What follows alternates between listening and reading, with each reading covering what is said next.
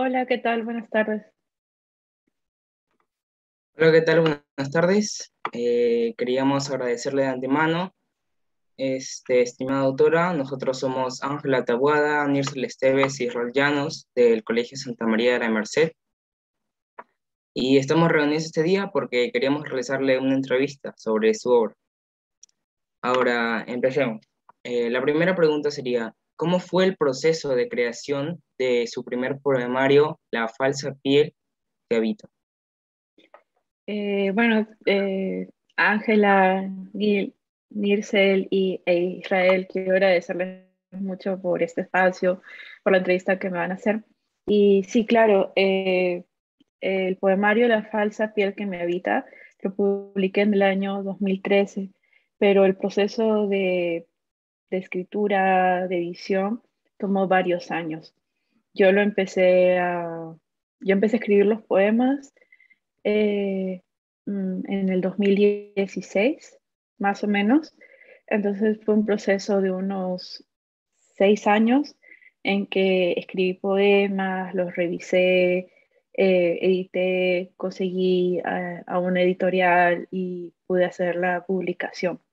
En ese tiempo justo yo había terminado el colegio y había ingresado a la universidad, entonces el tránsito entre el colegio y la universidad significó que yo aprendí muchas cosas nuevas, también pude leer más literatura, más poesía, y eso influyó mucho para que yo pudiera escribir mejor y pudiera ir arreglando los poemas.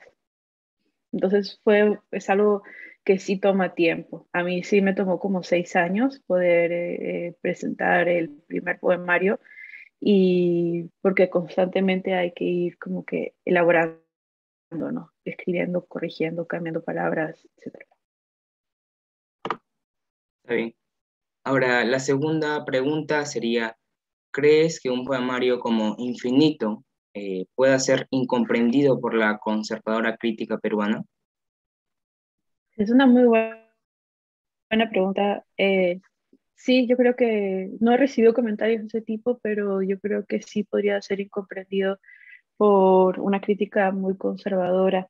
De hecho, desde la década del 80, muchas poetas han escrito sobre su experiencia referente al amor, a las relaciones de pareja, a la sexualidad, al cuerpo, y muchos críticos varones las han menospreciado por eso, han sentido que son temas que no tienen una importancia, como son los temas que para ellos muchas veces son más elevados, como hablar de la humanidad en general o de problemas sociales, eh, que no abarca una problemática desde la perspectiva genérica de ser mujer. Entonces, yo considero que por ese tipo de crítica que ha habido antes y todavía la hay, sí podría ser tomada de manera negativa. También pensando que todavía en la sociedad, aunque hay muchos avances en cuanto a la posición de la mujer y su postura en cuanto a la libertad, su relación con otras personas, con la sociedad, con el mundo, todavía hay colectivos que eh, consideran que es mucho más, mejor tener que las mujeres tengan una posición sumisa, pasiva y que no hablen de ciertos temas, ¿no? Entonces, estos colectivos están guiados por ideas religiosas o también por lo que uno aprende en la sociedad y en la cultura donde uno vive, ¿no? Y la cultura del Perú, la sociedad peruana, es una sociedad que todavía no está abierta a muchos cambios. Claro, entonces, ¿por qué cree usted que en el Perú no se valora tanto la poesía escrita por mujeres? Yo creo que eso ha cambiado. Yo creo que ahora sí en la actualidad sí hay una mejor valoración de la poesía escrita por mujeres, pero de la misma forma yo creo que muchas personas consideran que hablar desde una voz íntima, del espacio íntimo, de lo privado, de los sentimientos, es algo que, eh, bueno, que no se debería trabajar o que hace que ver que uno es inferior o que uno tiene ciertos deseos y necesidades que no debería estar mostrándose o diciendo. Entonces, ese tipo de actitud frente a otras problemáticas que también son válidas dentro de la sociedad, podrían hacer pensar que la escritura de mujeres cae en una suerte de infantilismo, porque consideran que es como una escritura que todavía no ha alcanzado una madurez. Entonces las tratan como si fueran niñas o en proceso de encontrar una voz poética superior. Eh, Muchas veces también está esta idea que ha marcado desde el siglo XIX, que es la histeria de la mujer. Entonces la histeria se concentra en la mujer, en la idea de que si reclama algo, si dice algo, si está inconforme, no es porque algo está pasando que la hace sentir mal, sino que sufre de alguna enfermedad, es histérica. Entonces, esa idea de la histeria también no se dicen así con esas palabras, pero yo creo que sí hay un problema de pensar que las mujeres al alzar la voz, al mencionar algo, están eh, yendo en contra de lo que se espera de una mujer. Pero para ser sincera, yo he visto que ahora hay muchas editoriales que publican a más poetas mujeres.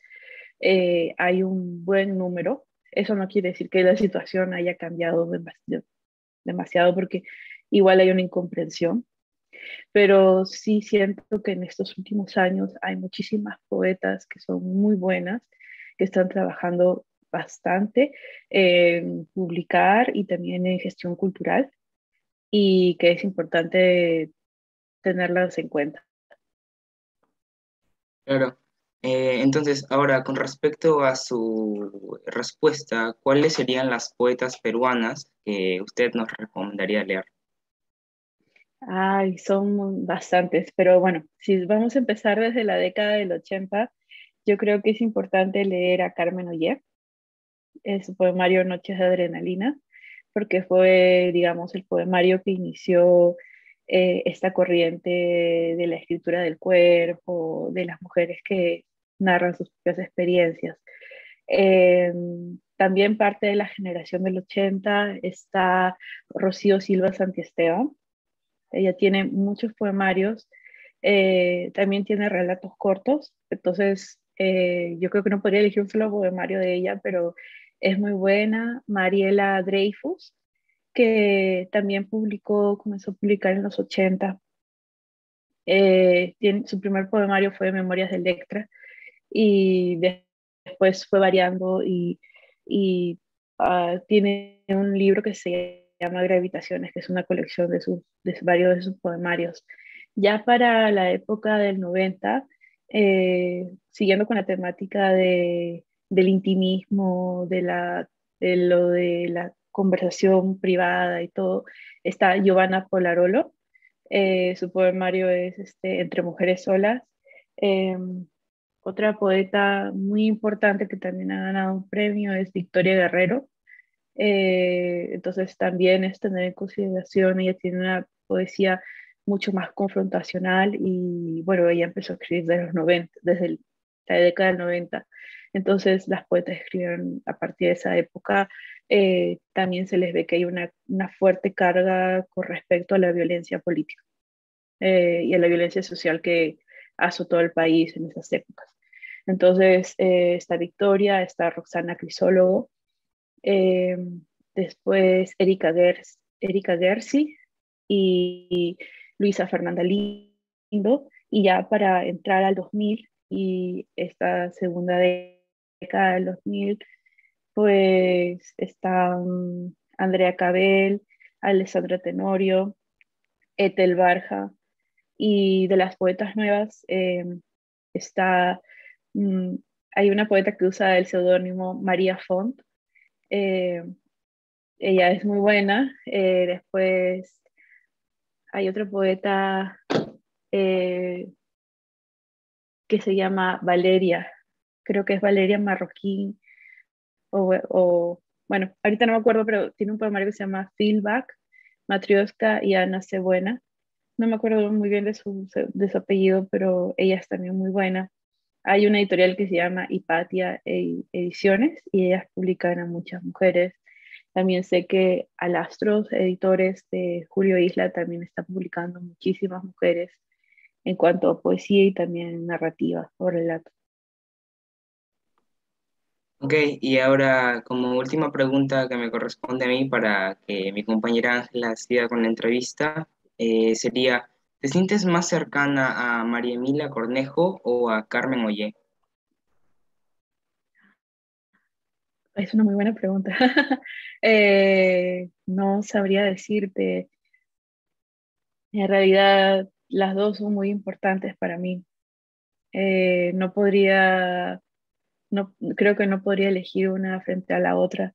Eh, yo primero leí a María Emilia Cornejo y un par de años después pude leer a Carmen.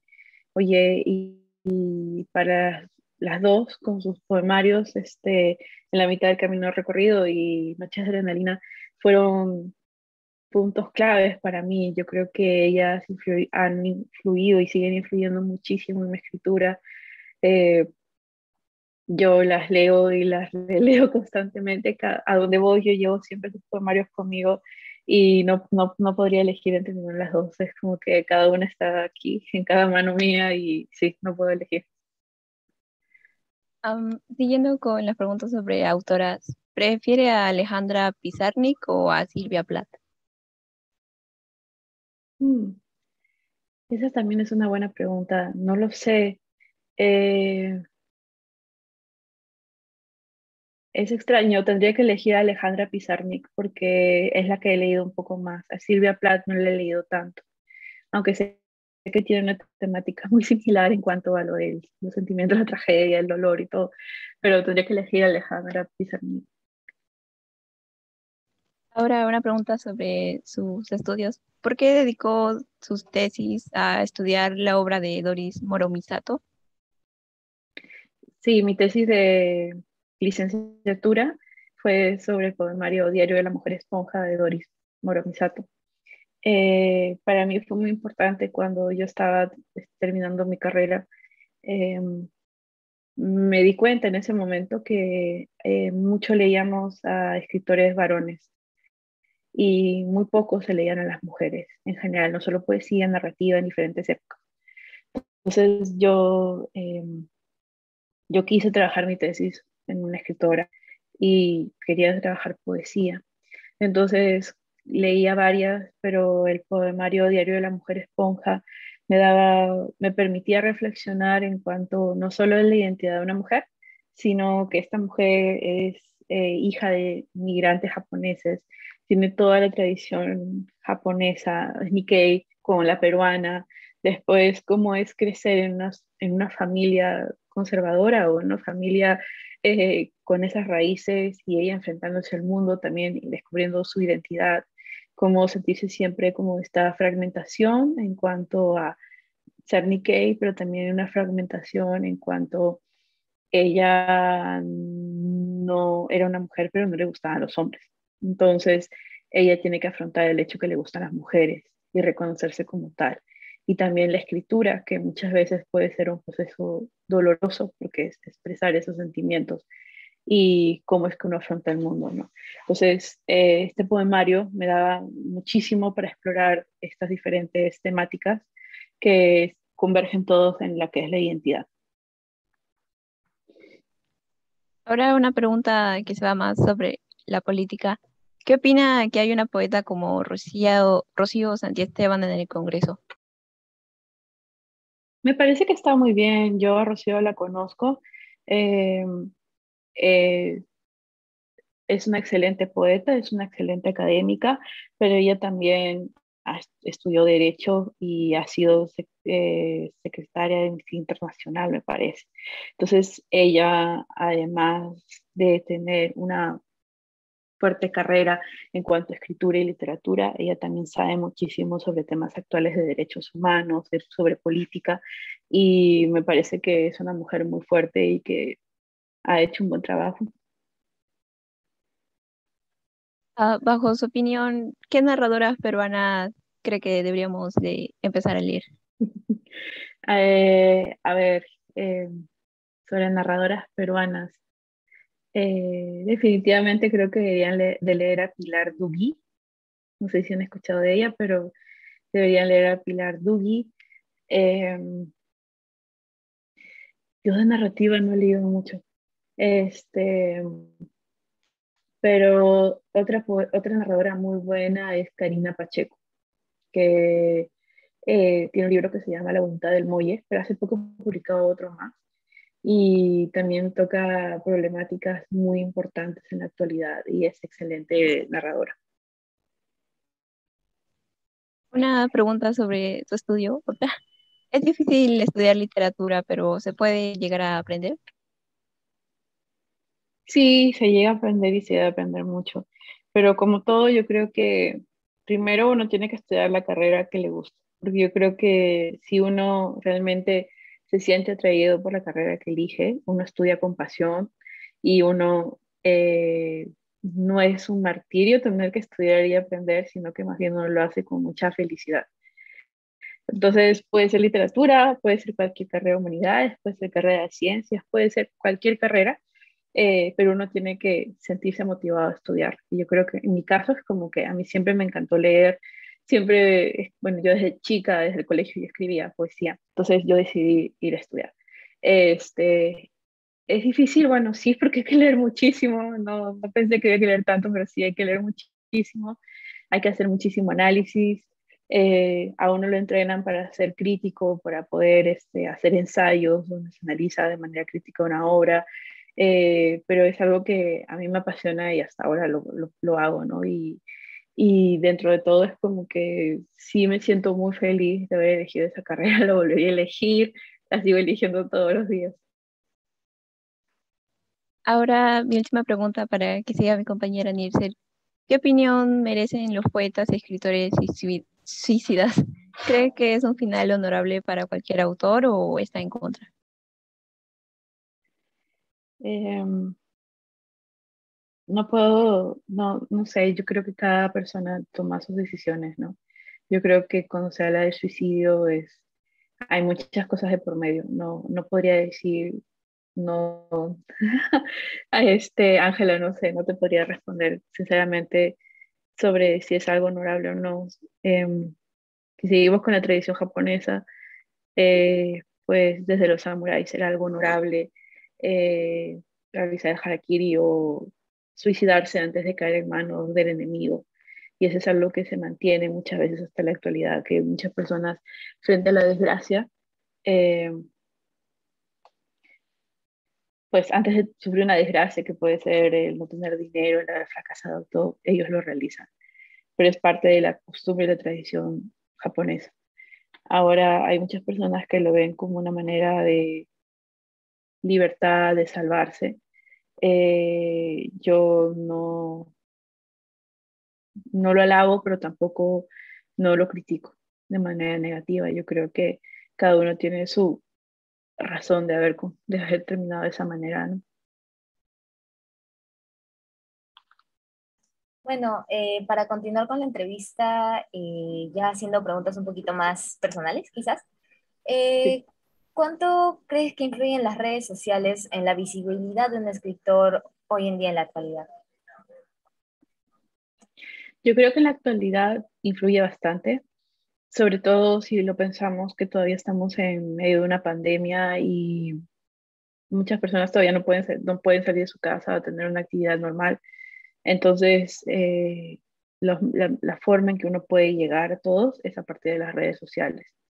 Entonces, eso influye bastante para hacerse más visibles.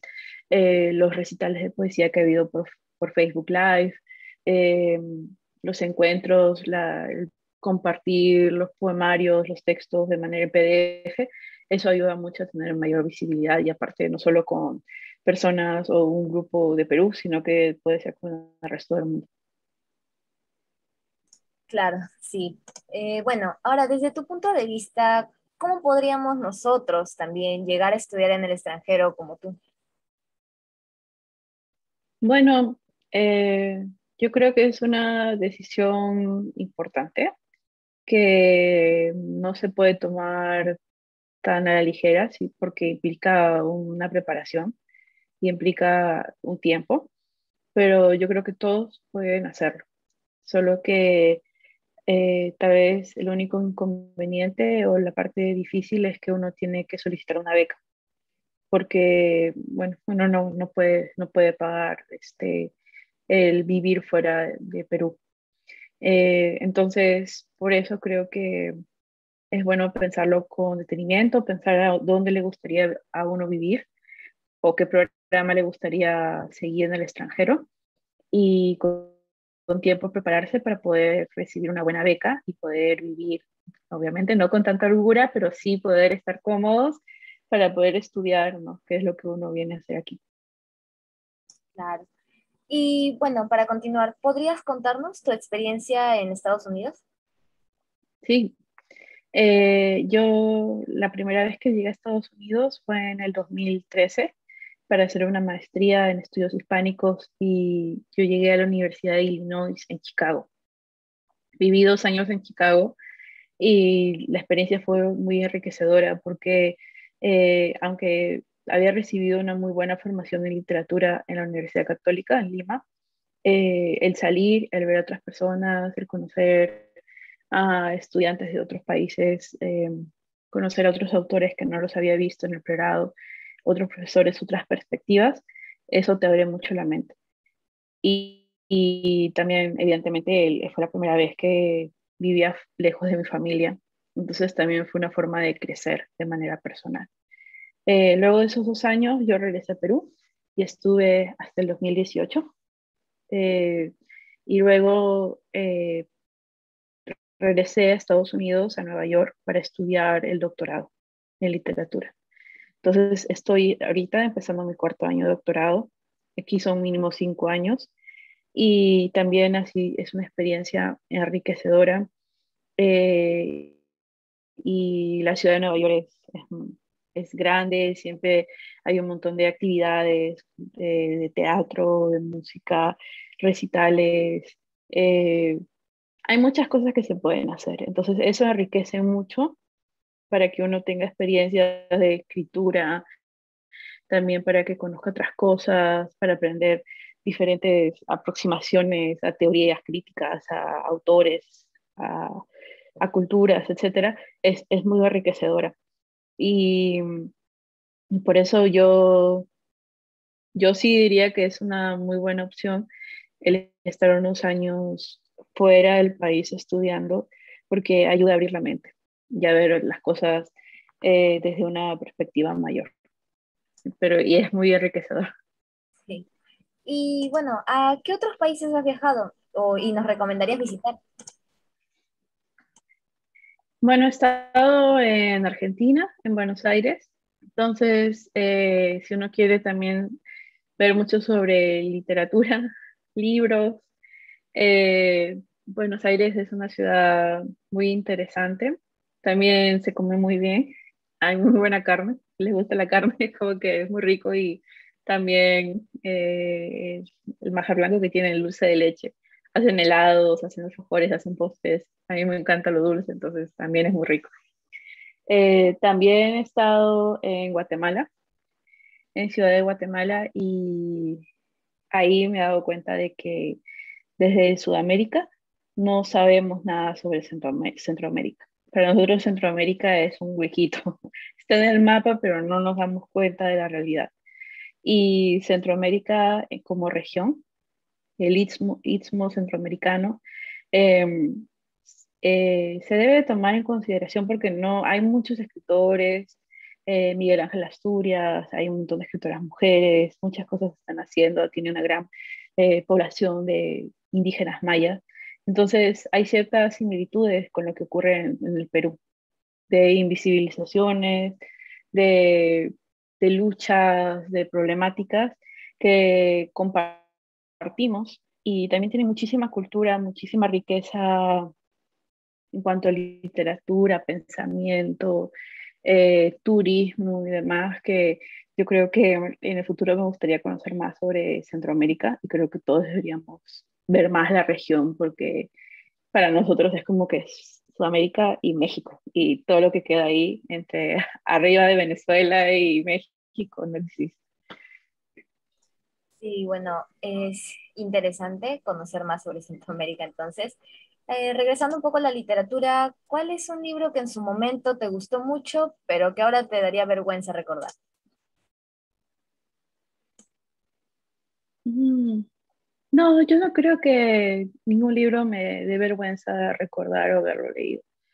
Tal vez, es que no, es que reconocer, dar vergüenza a algo sería decir de que hay literatura que es buena o literatura que tiene cierto nivel y otra literatura de que no vale la pena y que tal vez uno lee por moda o porque es chico, es adolescente y quiere leer algo y en ese momento le gusta, pero cuando crece se da cuenta que hay otras temáticas que están más abiertas.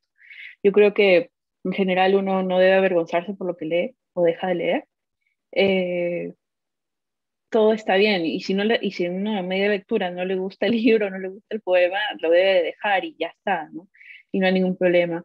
Pero sí, yo creo que uno debe ser abierto a poder leer de todo y no avergonzarse después.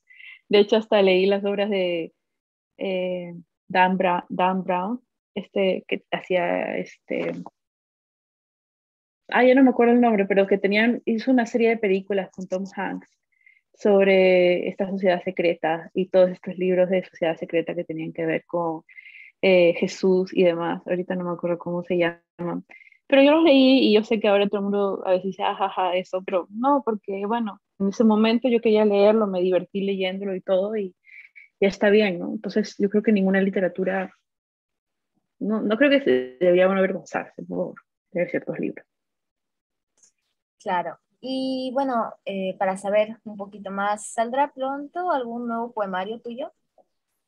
Estoy pensando publicar, espero que el próximo año pueda salir un poemario mío, pero estoy en conversaciones con una editorial, entonces todavía no tengo más que decir, pero sí trabajo el tema de la identidad y un poco pensar el exilio, el migrar, desde un poco mi experiencia de haber venido a los Estados Unidos y haber estado en tránsito entre Perú y Estados Unidos. Ah, bueno. Y una última pregunta. ¿Se necesita haber amado para poder escribir sobre el amor? Sí, yo creo que sí, pero no hay que olvidar que el amor no solo es el amor de pareja, sino que el amor se extiende al amor que sentimos por nuestros padres, por nuestros hermanos, familiares, a nuestros amigos.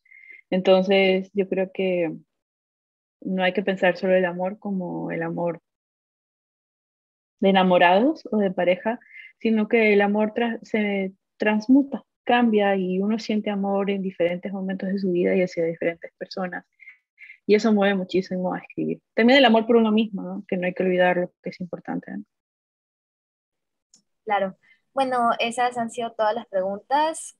De parte del Colegio Santa María de la Merced agradecemos mucho el tiempo que se ha tomado para poder darnos esta entrevista y bueno, esperamos saber más de usted a futuro. Y nada, gracias. Muchas gracias, chicos. Ha sido una excelente entrevista. Muy buenas preguntas. Me han hecho pensar bastante. Han tenido muchísima profundidad. Yo los felicito. Muchas gracias por la entrevista.